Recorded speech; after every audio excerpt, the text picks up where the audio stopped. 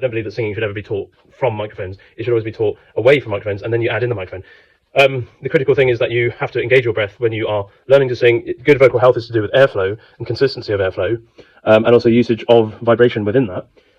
But the critical thing is that that's kind of what you do in the singing practice situation. But then it is very important that also in that same lesson that you are practicing the cut in your voice and how you sustain that, because it means that when you walk onto a stage with a microphone in front of you, you already have a default, which is trained, which means that your sound can be consistent, so that the person adjusting the mic levels just can keep it as it is. Just they adjust it, and once you're audible, once you're clear, that's it.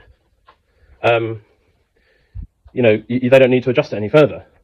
And if you can do that on a foundational level, then it shows that the teaching is serving the context. And what I'm talking about is to do with teaching young people in schools. So personally, I need to actually to ensure that my students engage good breath flow and good cuts. But also, if they're not, I need to address why. We need to talk about that, because otherwise, what's the point of the lesson? Point of the lesson has got to serve a thing. So if the student knows what their voice is serving, then they can know what they need to do in the lesson and what they need to practice. Now, the thing is, with other genres of music, so for example opera, which is obviously a big passion of mine, is similarly, singing teachers need to hear their students in theatres, in large spaces. They need to. Otherwise, how do they know what they sound? And the thing is, my singing teacher lives in another country, and we do stuff online. We do the lessons online. But I take it upon myself to record myself in every opportunity. Also, obviously, I have access to St Mary's Church, and I basically record myself from like a 50-foot distance from where I'm standing on a regular basis.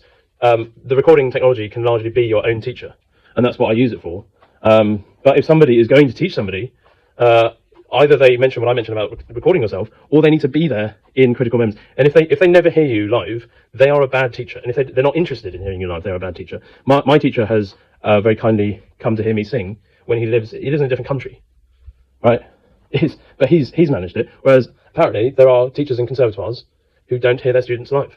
And I'm astonished by that, because they are actually in the same building with the student that has large halls, facilities, and they make no effort whatsoever to hear them live. That is lazy, neglectful, and at the end of the day, they're not actually teaching anything that's serving the profession and serving the point of actually being on stage.